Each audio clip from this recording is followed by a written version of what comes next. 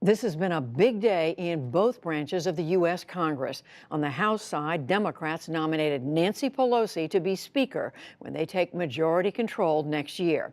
But with 32 votes against her in her own caucus, she has work to do to win over enough votes when the full House votes in January. Pelosi acknowledged that and calls for new leadership, but said today's vote was a big boost. I'm talking about scores of members of Congress who just gave me a vote, are giving me a vote of confidence. That is where our focus is. Are there dissenters? Yes, but I expect to have a powerful vote as we go forward.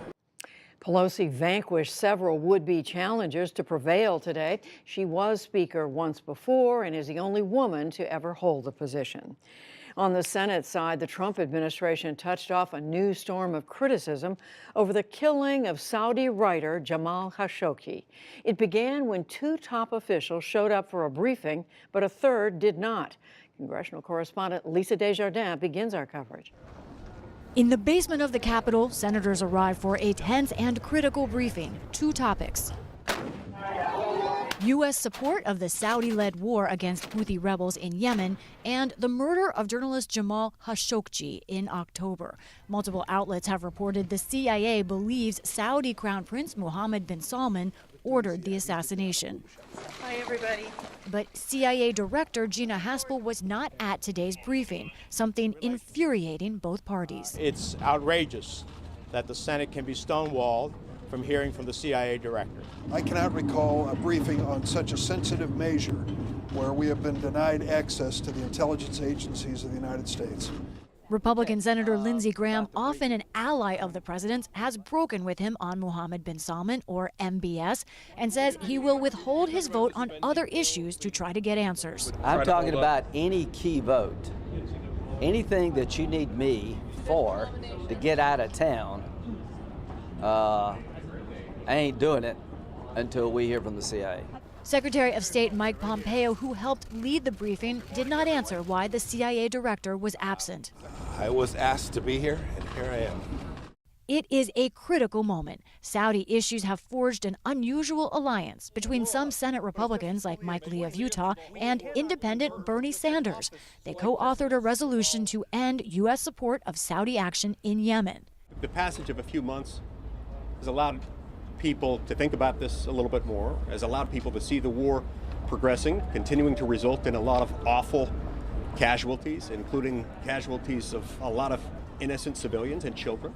Pompeo defended Trump administration policy. We are on the cusp of allowing the U.S. envoy Martin Griffiths to, in December, gather the parties together and hopefully get a ceasefire in Yemen, something that we have diplomatically been striving for months. And so it is the view of the administration, Secretary Mattis and myself, that passing a resolution at this point undermines that. As for the Saudi Crown Prince, Pompeo told senators, there is no direct reporting connecting the Crown Prince to the order to murder Jamal Khashoggi. But several Republicans were unswayed. And I think we all know what the truth is, that if he wasn't directly involved, he certainly knew of it, and the intelligence agents that we are sanctioning and that we are saying were involved are under his direction.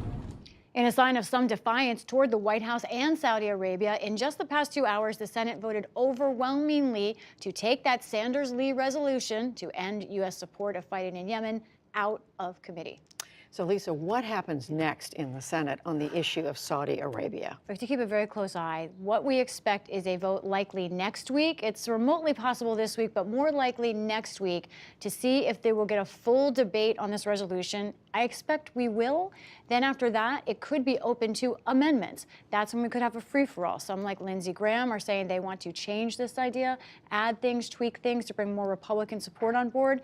Today, 14 Republicans voted to try and get to this resolution. That's significant, a very big difference from a similar vote that happened in March. Now, this was not the only drama today in the Senate. There was this effort to protect the Russia investigation, the special counsel Robert Mueller. There was a bipartisan move to do that. Tell us what happened. That's right. Senators Coons, Flake, and others had a bill that would make sure that only the only reasons to fire the special prosecutor in this case would be for cause, essentially, and that not everyone could do it. There was a hope that this would actually get a vote today, but no, Senator Jeff Flake tried to bring it up. There you see Robert Mueller, and it was objected to on the floor by another Republican, Mike Lee. That's important, Judy, because now the only way that this Mueller protection bill can get a vote is if Senator McConnell allows it to get a vote, or if every senator agrees. That's because of how Senate rules work. And it seems that Senator McConnell does not want to bring it up at this time, even though it may, in fact, have a majority of Senate votes. Now, you were telling us this has a direct connection to another important vote today in the Senate. This was a down-to-the-wire vote on a controversial judicial nominee, and it was a difficult vote for the only African-American Republican in the Senate. That's exactly right. I mentioned Senator Jeff Flake. He has said he will not vote in favor of any judicial nominee until the Mueller investigation bill gets a vote. So he was a no at the start on this judicial nominee. This man's name is Thomas Farr. It's important to talk about him. He has been nominated for this Eastern District seat in North Carolina since 2006. He's controversial, Judy. I want to show you a couple things about him. He is currently an attorney. He works on workplace and employment law in North Carolina.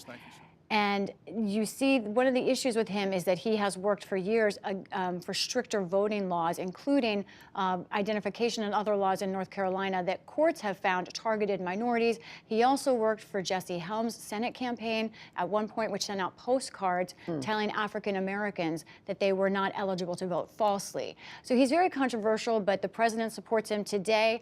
It came down to one vote. The vote was 49 to 50, and the outstanding vote was Tim Scott of South Carolina. I sat in that Senate chamber, Judy, as Tim Scott sat in the back on the phone trying to sort out his vote, and in the end he came out, he was a yes for moving forward on this nomination, but he told our Sahir Khan that he hasn't decided his final vote yet. There's a very big issue, of course, about how you perceive race and how the Republican Party perceives issues of race, and I think it will be decided tomorrow when we have the final vote on this nominee. So as you say, Lisa, all three of these issues revolve around one thing, and that is the president. We know Republicans in the Senate, in the House, have had their frustrations with the president. Are we seeing that frustration turn into something more? I think that's right. We're seeing the senators be a little bit more bold here on Saudi Arabia. However, one good longtime Senate source of mine who's sort of gone both ways on the president, one lawmaker told me, it has to be a very serious matter for us to take on the president directly. And what you see this week, clearly we feel they are serious matters, things like Saudi Arabia. Maybe some kind of page has been turned. We'll see. Find out. Lisa Desjardins, thank you.